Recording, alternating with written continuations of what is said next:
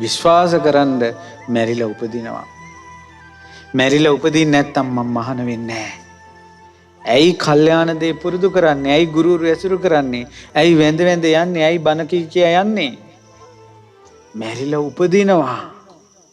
ඒ උපදින ලෝකෙට පොදි ගහ ගන්න ඕනේ නැහැ තවත් පව්.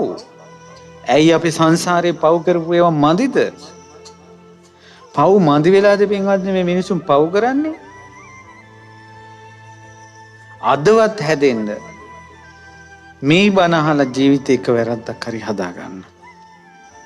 ජීවිතේ වෙනස් කරගන්න. හැබැයි මතක තියාගන්න පොඩ්ඩක් හරි හිතට මේක දැනුනේ මේ බණපදේ අහපු නිසා. හැමදාම බණ ඇහුවොත් ගොඩාක් දේවල් දැනෙන්න ගනේවි.